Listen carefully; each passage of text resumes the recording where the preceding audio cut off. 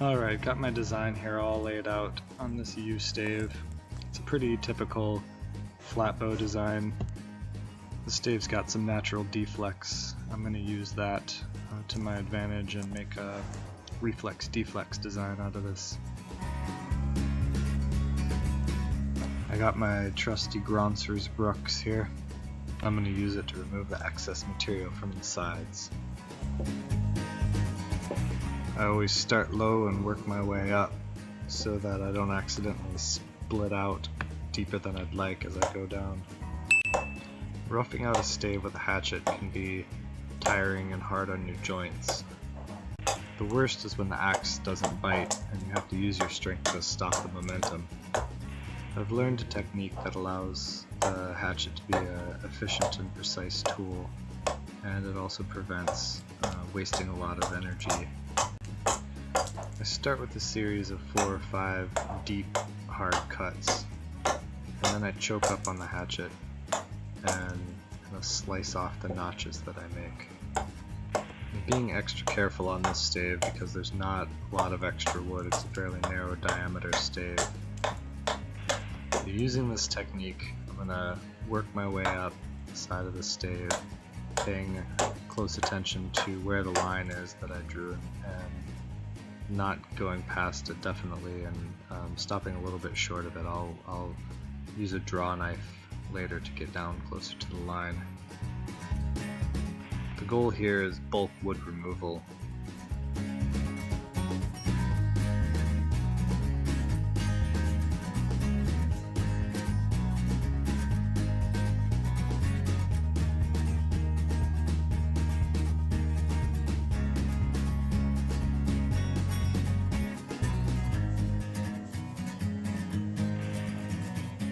Got most of the wood off the sides here.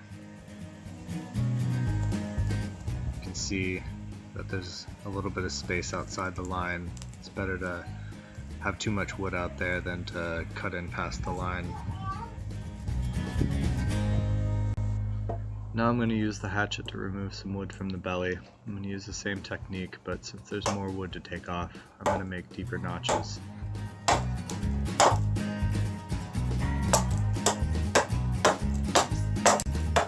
Pay attention to the angle of your cuts in relation to the back of the bow. If you're not paying attention, it can be really easy to start working towards one side or the other and make your bow uneven.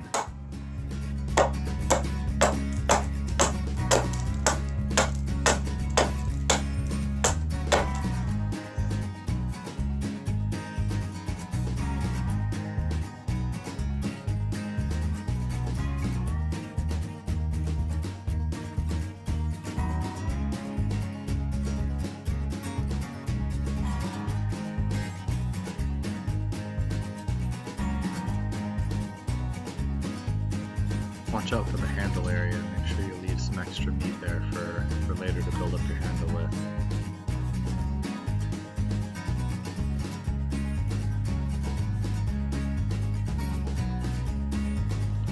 Alright, I got the belly reduced some. I'm going to do some work with the draw knife. I'll actually come back later and take some more off the belly with the hatchet. It's still pretty thick, but I want to clean up the sides with the draw knife here.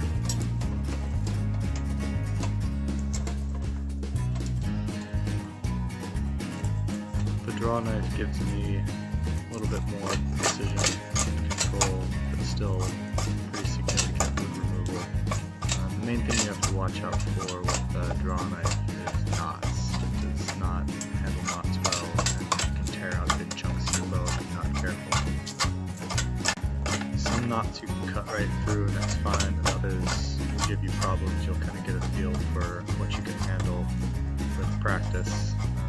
If I get to a knot that I can't handle with the draw knife, then I'll pull out my farrier grasp and work that area down with the grasp. The draw knife is a lot more effective if you work on one corner first, work on the other corner, and then that leaves a ridge down the middle and you can take off the ridge. It's a lot more efficient than just trying to work along the flat surface. Not all wood works equally with the draw knife. Some woods work really smoothly, and you can take off nice big long curls without a lot of work, and other wood can be really chattery and tear out, things like that. Yew's pretty nice to work with the draw knife. It cuts like butter.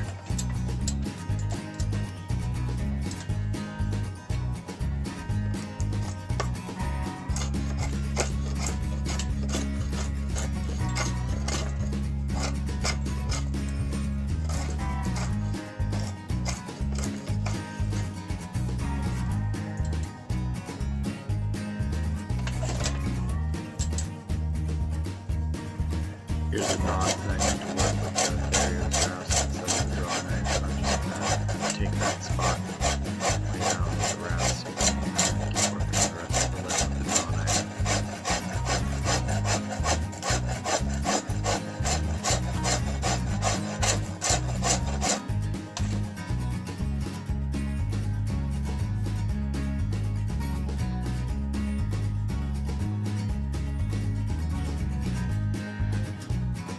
I'm going to take it down just to the line. I want the line to still show. I found that if I go all the way down to the line so I can't see the line anymore, I can end up with less width than I ideally want. I can refine it perfectly later with more precision tools, but this will get me really close.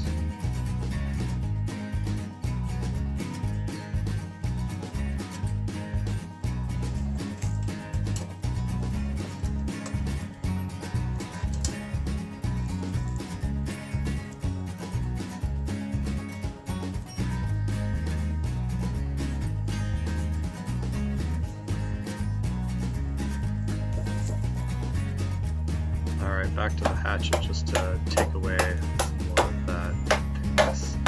I always try to use the most efficient tool for the job that I can safely use. I could sit there with the draw knife and take this away, and it wouldn't take that much longer, but if I can do it safely with the hatchet, I might as well save myself some time.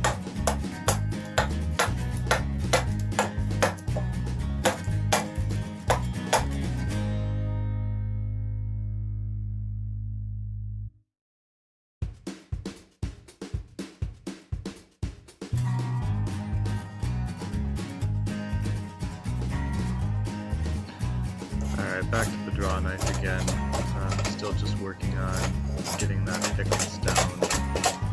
I'm already starting to be conscious of thick spots and thin spots. At this point I can use my eyes to see where it's thicker, and I'll work on those spots more. In my opinion, the tillering of the bow starts during this roughing out process. Get a bow fairly close to being well tillered right off the bat using these crude tools just to get rid of those thick spots and thin spots and even out that taper.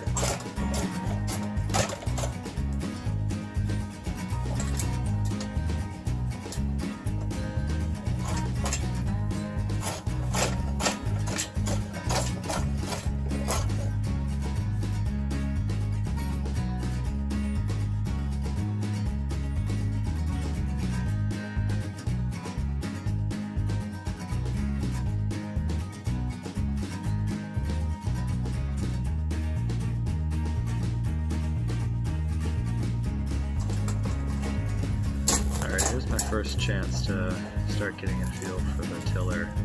This technique is called floor tillering, and it's just pushing the bow against the ground in a way that gives you an idea of how the bow is starting to bend. The bark on this is starting to crack when I do it, so I'm going to peel some of these chunks off. It can be a little scary hearing that sound the first time. Makes you think the bow's breaking, but if your bow's breaking in your first floor tillering, consider yourself lucky that you're not wasting your time with that stave anymore, because it's not going to make a bow.